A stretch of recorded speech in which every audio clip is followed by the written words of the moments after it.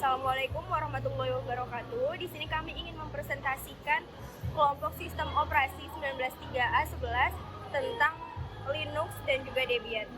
Nah, sebelumnya perkenalkan dulu nama-nama anggota kelompok saya. Perkenalkan terlebih dahulu, nama saya Aranda Bunarianto dengan NIM 19210182. Ada juga teman saya yang bernama Aulia Apriwiguna dengan NIM 19210483. Ada juga teman saya yang bernama Dinda Rahma Putri dengan NIM 19210431. Ada juga teman saya yang bernama Dwinda Marika Putri dengan NIM 19210599.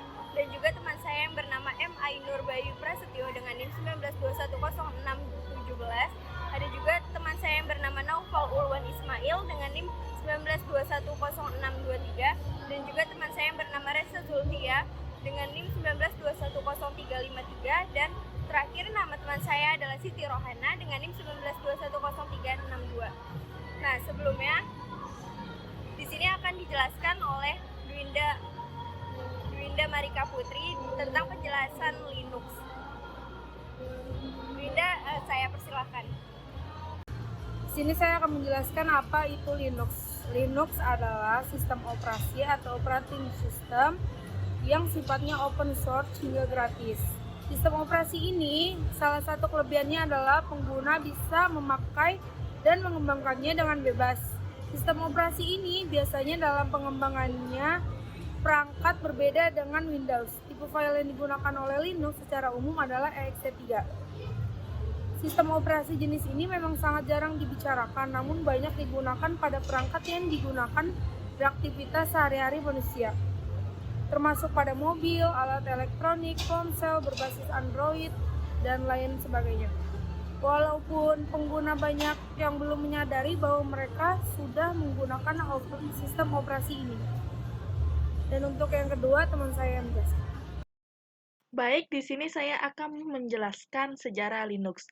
Linux itu dimulai pada tahun 1991 dari seorang pria kebangsaan Finlandia yang bernama Linus Torvalds.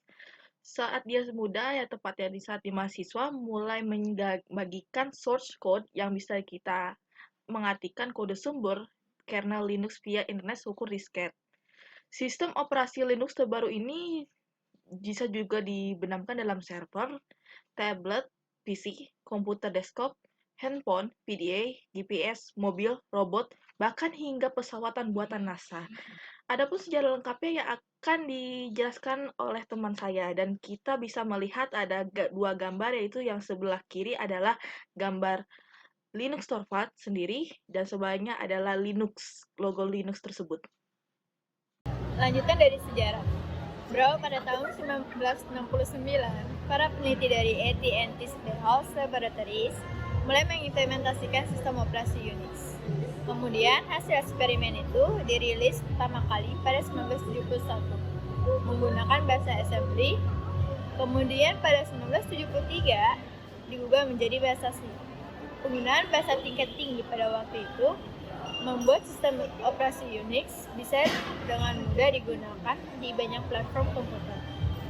Lalu Unix terus melambung dengan pesat dengan diberikannya lisensi gratis oleh AT&T Bell Laboratories.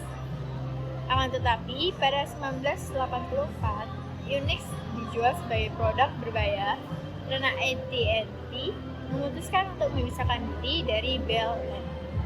Dimulai awal tahun 1990, program untuk sistem operasi Unix telah berhasil diperbanyak dan mulai dilengkapi meski elemen seperti kernel masih belum terlengkapi. Karena itulah, Linus Torvalds mulai tertarik dengan OS jika saja waktu itu sudah ada kernel GNU. Tentu dia tidak akan memulai proses pembuatannya. Nah, pada 1991, inti sejarah Linux dimulai. Dulunya Linus Torvalds ingin memberi nama kernelnya dengan nama Freak, gabungan dari Free, Freak, dan Unix. Bahkan di awal pekerjaannya, dia sudah memberi nama Freak di beberapa file. Pada waktu itu, ia pun sempat mempertimbangkan nama Linux.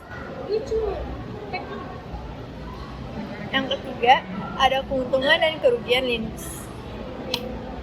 Keuntungan Linux. Pertama, ada open source. Kelebihan utama dari sistem operasi Linux adalah open source. Maksud dari open source sendiri, ada sumber kode yang ada di dalam sistem operasi terbuka untuk siapa saja. Yang kedua, ada keamanan. Berbeda dengan Windows, kelebihan dan kekurangan Linux pada keamanannya. Linux membutuhkan authorization setiap kali pengguna ingin menjalankan program, sehingga virus akan kesulitan berjalan di perangkatnya. Akan tetapi, bukan karena kesulitannya tersebut, Linux tidak ada virusnya. Yang ketiga, ada ringan. Berbeda dengan Windows yang menggunakan GUI, sehingga tampilannya menjadi cukup penting untuk membantu pengguna. Linux lebih ke command line, melalui perintah yang berbasis teks, sehingga menjadikan Linux lebih ringan dibandingkan dengan Windows atau kebanyakan operasi sistem pada umumnya. Selanjutnya akan dijelaskan oleh teman saya. 4. Banyak pilihan distro. Yang terakhir, yang adanya banyak distro yang tersedia untuk dipilih, baik sebagai kelebihan dan kekurangan Linux.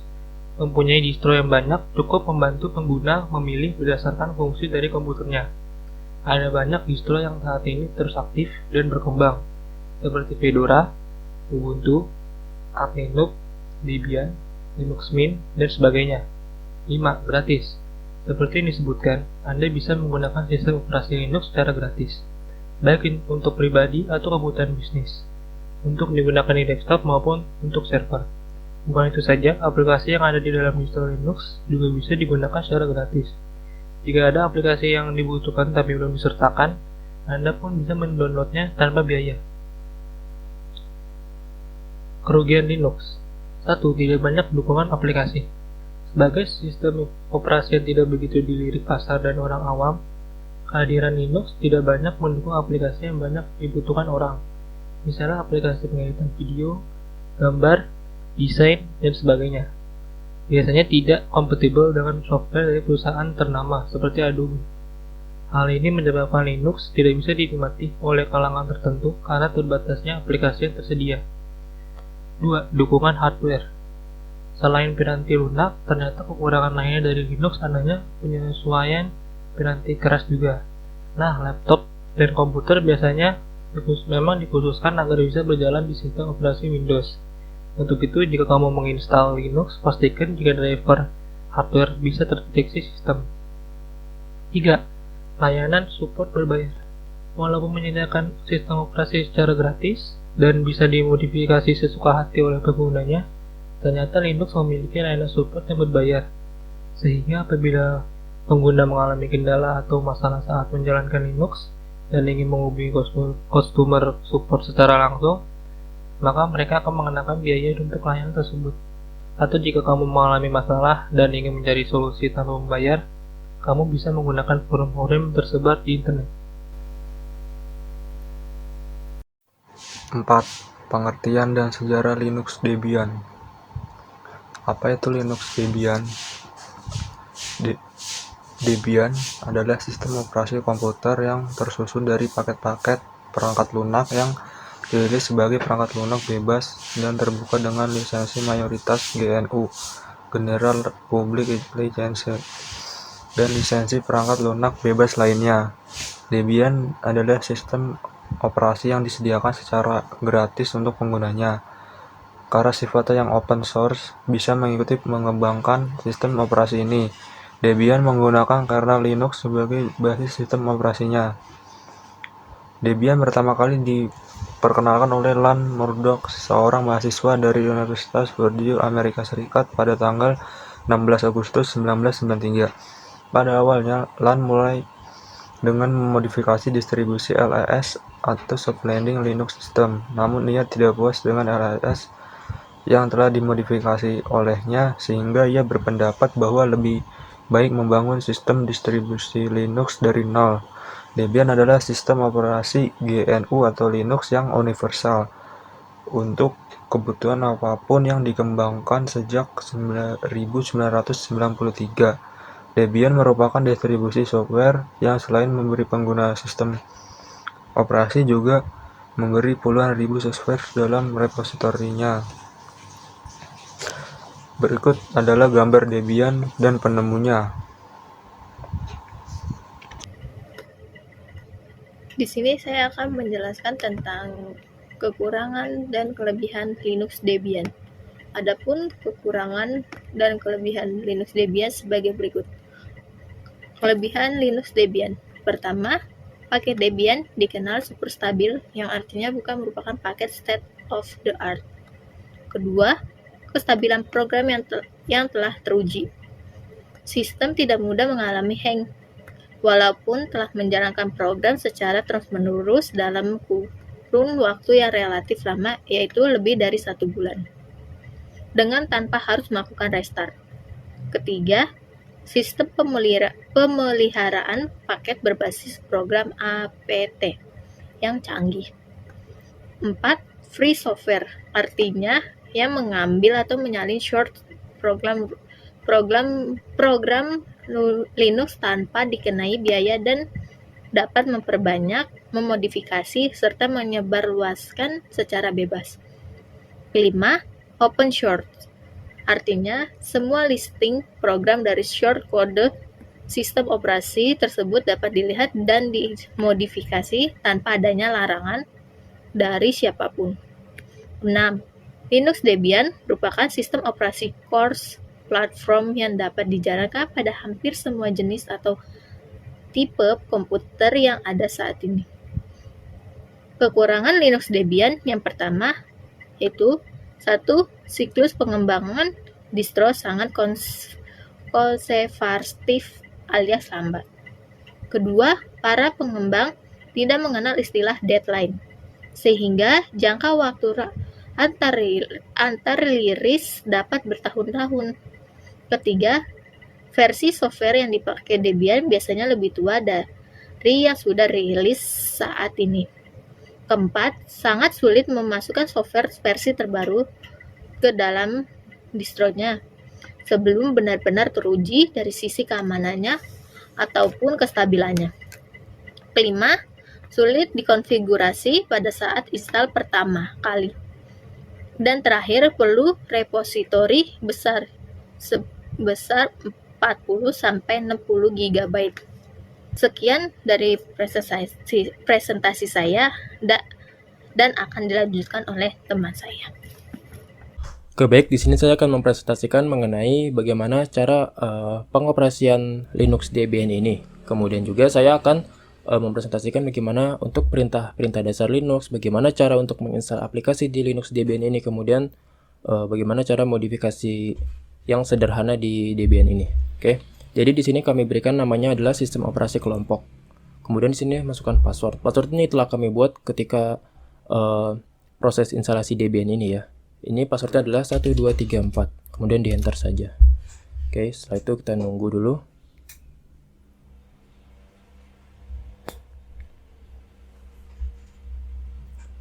Tunggu dulu.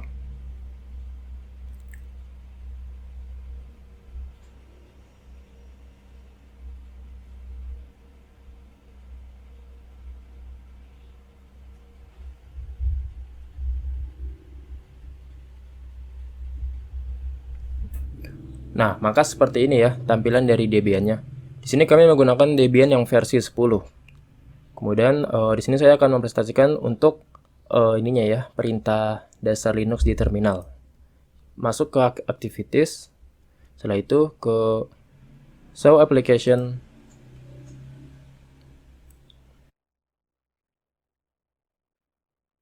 Kemudian ke terminal di sini ya. Langsung saja tulis deh terminal di sini. Terminal ya. Setelah itu klik kiri.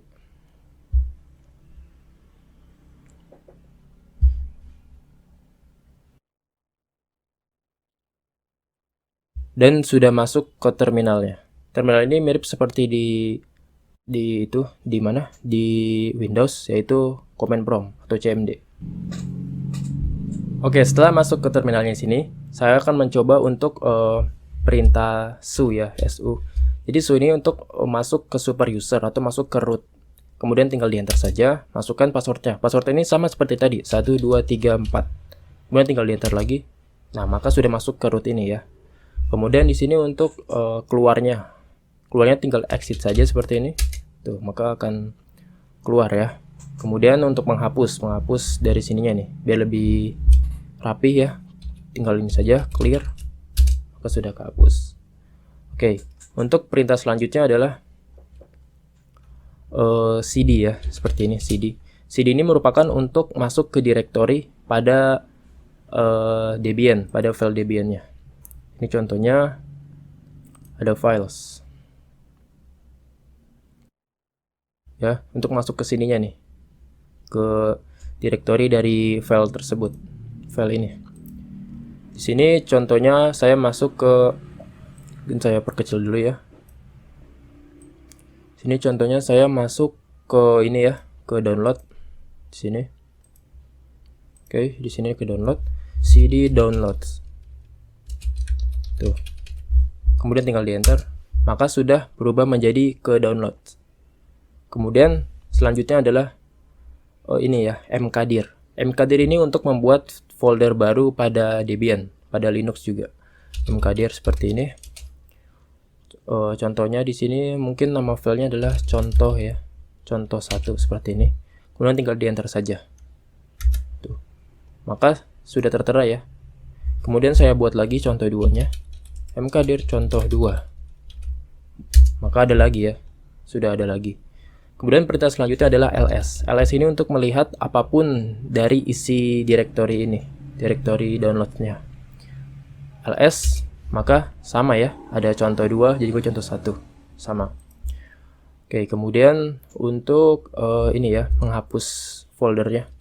Menghapus folder itu bisa menggunakan perintah ini, rmdir. Seperti ini ya. Di sini saya akan menghapus contoh 2. Nah, rmdir ini nih untuk ini ya, untuk menghapus foldernya ini. Cuman tapi harus kosong gitu, baru bisa kehapus rmdir ini. Kita enter. Tuh, maka kehapus ya. Kemudian ada selanjutnya adalah rm-r. Di sini untuk menghapus yang ada isinya gitu dah intinya. Yang ada isinya. Cuman karena ini masih kosong ya. Di sini saya percepat, akan saya isikan dulu gambar biar ada isinya. Oke, ini sudah saya isi ya gambarnya nih. Contoh 1 ini. Tuh ada gambar, ada 3 gambar, gambar 1, gambar 2, gambar 3. Gambar komputer ini ya. Kemudian saya kembali lagi ke sini, ke terminal. Di sini rm-r, kemudian contoh 1. Dan di enter saja ya. Tuh, maka langsung hilang ya semuanya tuh. Langsung hilang contoh 1-nya itu. Oke, kemudian saya akan mempresentasikan mengenai bagaimana caranya untuk install aplikasi di Debian ini. Sini contohnya saya akan menginstal aplikasi VS Code ya. Sini buka dulu Firefox ya.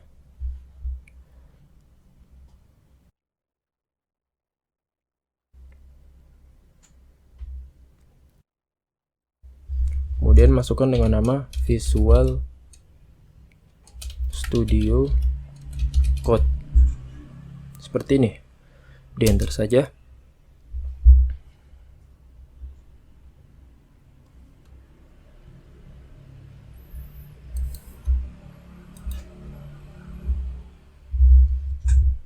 Oke, setelah itu pilih yang ini ya. Pilih yang visual ini, paling atas.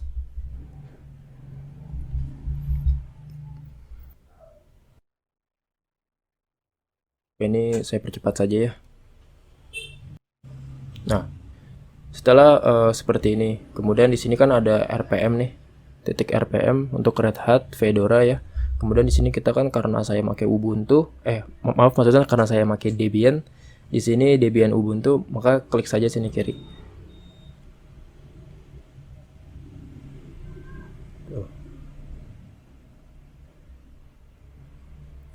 Maka kita tungguin saja di ini.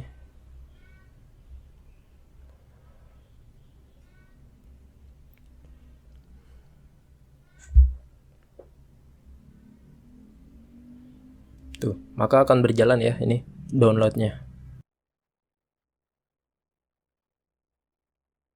Oke, baik. Di sini sudah terlihat ya, komplit dan bisa kita gunakan ini untuk menginstalnya. Kemudian kita ke activities lagi. Setelah itu ke ini, ke files. Setelah itu maka akan ada di download ya, yang tadi sudah saya download. Kemudian selanjutnya adalah klik kanan saja di sini, open in terminal. Ya, seperti ini ya. Kemudian ini tuliskan ini sudo su 1 2 3 4. Tuh. Maka akan seperti ini ya. Selanjutnya adalah tuliskan ini dpkg -i install. Kemudian ininya disalin saja nih. Disalin saja ininya ya. Rename, Ctrl A, Ctrl C. Setelah itu kembali lagi ke ini, ke terminal ya. Seperti ini. Kemudian pastekan. Oke. Setelah itu tinggal di enter saja.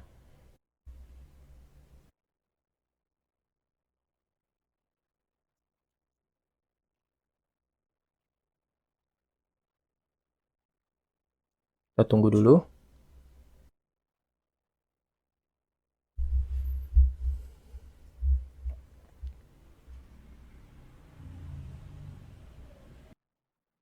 Oke. Maka proses penginstalan VS Code sudah berhasil ya. Nah, kemudian kita cek di sini nih di activities. Setelah itu show application. Kemudian di sini kita cari di bawah ya. Tuh, maka sudah ada ya. Ini akan saya coba buka dulu, apakah berjalan atau tidak.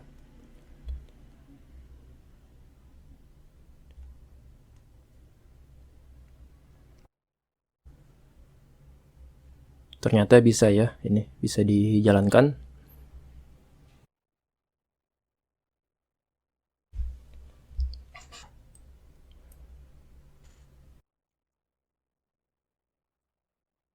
Bentar nih, saya close-closein dulu.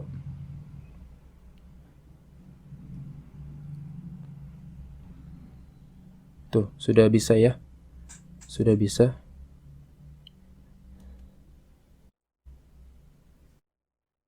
Sini saya closein dulu.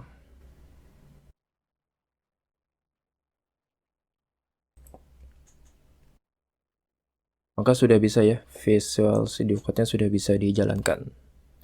Oke, setelah itu ini saya close saja.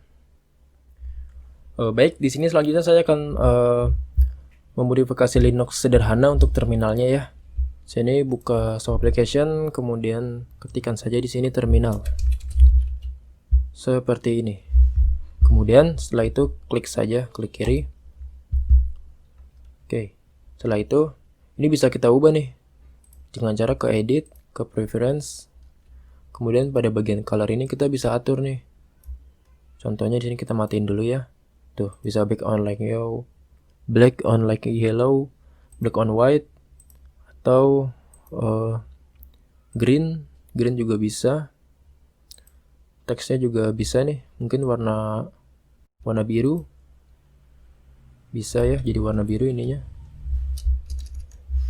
Kemudian ini juga bisa kita custom nih backgroundnya, mungkin jadi warna ini ya, jadi warna seperti ini. Tuh juga bisa ya, juga bisa untuk mengcustom dari terminalnya ini. Oke, mungkin itu saja dari saya. Saya kembalikan kepada teman saya. Sekian presentasi dari kelompok kami. Wassalamualaikum warahmatullahi wabarakatuh.